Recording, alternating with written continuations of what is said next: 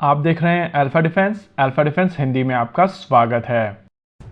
आज के इस वीडियो में हम लोग बात करेंगे FA-18 सुपर हॉर्नेट को लेकर। कल बोइंग के 2 FA-18 super hornet jets Goa में लैंड हुए हैं और अब ये जेट यहाँ पर शोर बेस्ड टेस्ट फैसिलिटी पर अपनी स्की जंप कैपेबिलिटी का डेमोन्स्ट्रेशन देंगे। देखिए, यहाँ पर एक चीज क्लियर हो चुकी है कि इंडियन नेवी की तरफ से अपने नए एयरक्राफ्ट कैरियर यानी कि INS विक्रांत को लेकर या तो FA-18 सुपर हॉर्नेट या फिर रफाल फाइटर जेट सेलेक्ट किया जाएगा। वैसे यहाँ पर जो दूसरी इंपॉर्टेंट चीज है वो भी समझना जरूरी है। पहले जो बात की जा रही थी कि MiG-29K को इस एयरक्राफ्ट कैरियर से ऑपरेट किया जाएगा, उन स्पेकुलेशंस को धीरे धीरे इंडियन नेवी की तरफ से साइड लगा दिया गया है और अब सीधा कंपटीशन बोइंग के FA-18 सुपर हॉर्नेट और दासो एविएशन के रफाल के बीच में है।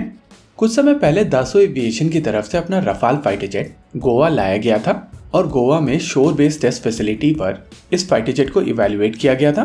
अभी आप अपनी स्क्रीन के ऊपर इस शोर बेस्ड टेस्ट फैसिलिटी को देख रहे हैं और इस फुटेज में NLCA तेजस इस रैंप से टेक ऑफ कर रहा है। ये रैंप काफी हद तक INS विक्रमादित्य और INS विक्रांत पे बने हुए रैंप की तरह ही है। इस रैंप के माध्यम से एक simulated aircraft carrier take off और लैंडिंग को डेमोन्स्ट्रेट किया जा सकता है। साथ ही साथ सारे रिलेटेड पैरामीटर्स को यहाँ पर मेजर किया जा सकता है।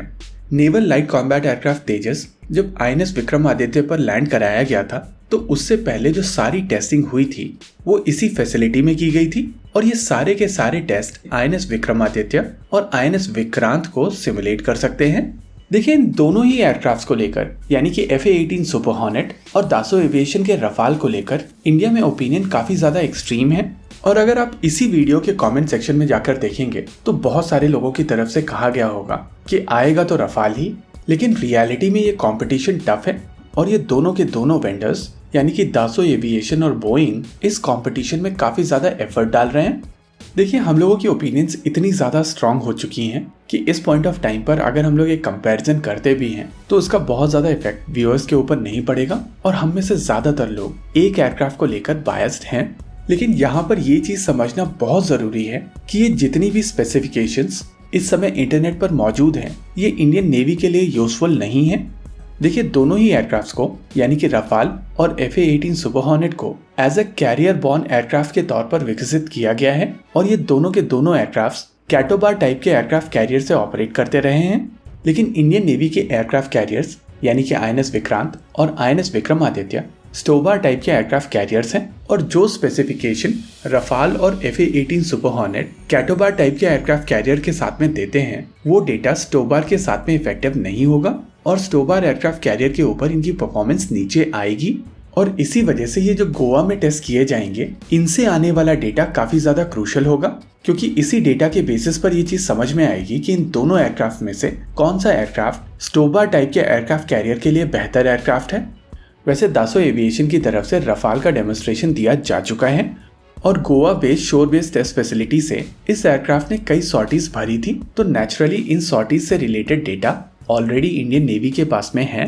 और अब जब बोइंग का FA-18 सुपर हॉर्नेट गोवा पहुंच चुका है तो अब इसकी सॉर्टीज का डेटा भी इंडियन नेवी को मिल जाएगा, जिसके बाद नेवी इन दोनों डेटा को कंपेयर करेगी और समझेगी कि दोनों में से कौन सा एयरक्राफ्ट उनके एयरक्राफ्ट कैरियर के लिए बेहतर है। आप सभी को याद होगा कुछ समय पहले कहा गया था कि INS विक्रांत की लिफ्ट काफी छोटी है और इसके लिफ्ट से हैवी एयरक्राफ्ट्स को ऊपर ले जाया नहीं जा सकेगा। लेकिन अब जब दोनों ही एयरक्राफ्ट इंडिया पहुंच चुके हैं और दोनों कंपनीज की तरफ से अपने अपने एयरक्राफ्ट को लेकर काफी ज्यादा एफर्ट डाला जा रहा है, तो यहाँ पर एटलीस्ट ये चीज क्लियर है कि दोनों ही एयरक्राफ्ट भारतीय एयरक्राफ्ट कैरियर्स के साथ में कंपैटिबल हैं और इसी वजह से अब ये देखना दिलचस्प होगा कि इंडियन नेवी इन दोनों एयरक्राफ्ट में से कौन सा एयरक्राफ्ट चूज करती है, क्योंकि ये डिसीजन प्योरली इन दोनों ही एयरक्राफ्ट की गोवा में होने वाली परफॉर्मेंस के बेसिस पर किया जाएगा। नेवरदलेस यहाँ पर एक चीज कही जा सकती है कि इन दोनों ही एयरक्राफ्ट में से जो भी एयरक्राफ्ट सेलेक्ट होता है वो इंडियन नेवी को एक ऐसी कैपेबिलिटी देगा